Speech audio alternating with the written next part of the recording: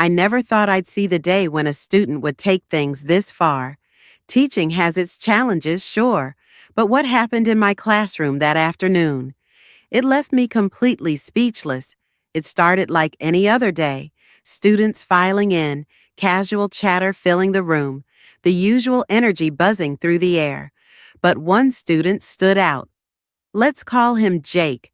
Lately, he'd been pushing boundaries, testing limits, seeing how far he could go. I'd given warnings, had conversations, even tried to understand what was going on beneath the surface.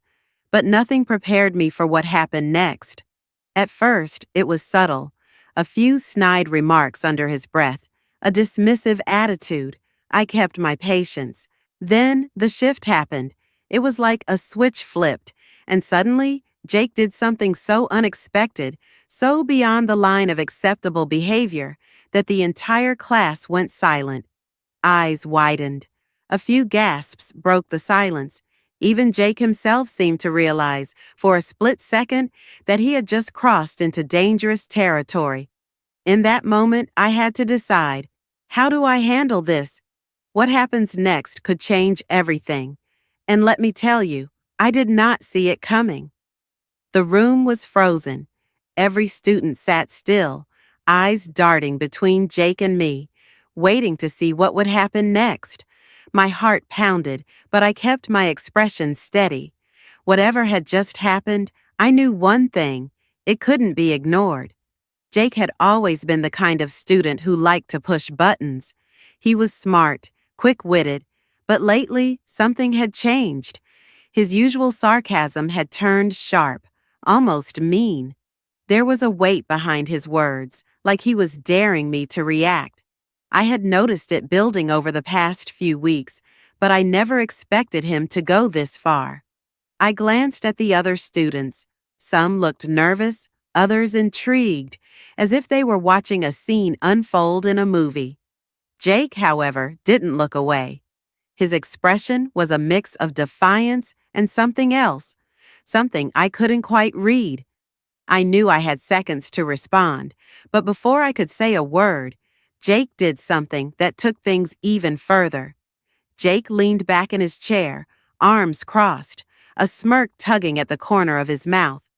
It wasn't just about testing boundaries anymore. He was challenging me. The silence in the room felt heavier by the second. My instinct told me this wasn't just about what happened in class today. There was something deeper, something pushing him to act out like this. The other students exchanged uneasy glances. Some whispered to each other, while others kept their eyes locked on me, waiting to see how I'd respond. I could feel the weight of their expectations. If I let this slide, I'd lose control of the room. But if I handled it the wrong way, things could escalate. Then one student, quiet, observant, muttered just loud enough for me to hear, "He's never done this before." That's when it hit me. This wasn't just about defiance. Something else was going on, and I needed to figure out what, before it was too late. The room felt like it was holding its breath. Jake tapped his fingers against the desk, his smirk fading just slightly, like he was waiting to see what I'd do next. My mind raced. Should I call him out in front of everyone? Pull him aside? I had handled difficult students before, but this felt different. Then, without warning, he stood up. Chairs scraped against the floor as a few students shifted uncomfortably. His stance wasn't aggressive, but there was an intensity in his eyes that sent a wave of unease through the class. I could see it now. This wasn't just about pushing limits. There was something boiling beneath the surface, something he wasn't saying. "Jake," I said, keeping my voice calm but firm, "sit down." For a moment, I thought he might listen, but instead, he took a step forward, and that's when everything spiraled out of control. Jake's step forward sent a ripple of tension through the room.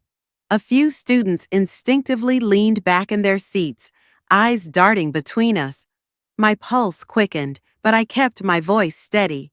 "Jake," I repeated, "sit down." But then, just as I braced for his next move, the classroom door swung open. The sudden interruption made everyone jump. In walked the principal, his expression unreadable. His eyes scanned the room, landing on Jake. "Jake," he said, his tone heavy, "come with me." The energy in the room shifted. A murmur spread through the students. Jake's confident demeanor cracked just for a second, his fists clenched at his sides. "I didn't do anything," he muttered, but he didn't move. The principal's gaze didn't waver. Now. That's when I knew this wasn't just about what happened in my classroom today. Something bigger was going on, and I was about to find out the truth. Jake hesitated, his eyes darting between me and the principal. For the first time, he looked unsure. The tough, rebellious act wavered. Slowly, he grabbed his backpack and walked toward the door, but just before stepping out, he turned back to face me. "This isn't over," he muttered under his breath. The door shut behind him, and the class erupted into whispers. I exhaled, realizing I had been holding my breath. What just happened? Why was the principal here at that exact moment? And why did Jake seem more afraid than angry? Later that day, I got my answer. A quiet student, the same one who had whispered earlier, lingered behind after class.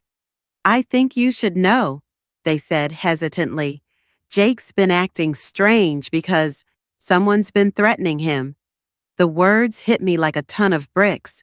Jake wasn't the villain in this story. He was caught in something bigger, and I had just been dragged into it. The realization hit me hard.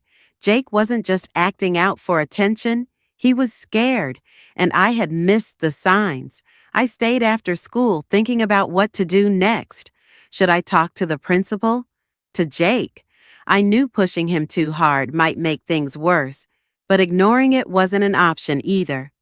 Before I could decide, I saw him outside, leaning against the wall, staring at the ground. I walked over and spoke gently. "Jake, I know something's going on. You don't have to tell me everything, but you don't have to handle it alone either." For the first time, he didn't fire back with sarcasm. He just sighed. After a long pause, he mumbled, "It's complicated." I nodded. "I get it, but you have people who want to help." He didn't say much else, but I could tell the walls were starting to crack. Maybe he wasn't ready to talk yet, but at least he knew someone was willing to listen. As I walked away, I realized something important. Sometimes the students who push the hardest are the ones who need support the most, and as a teacher, that might be the most important lesson of all.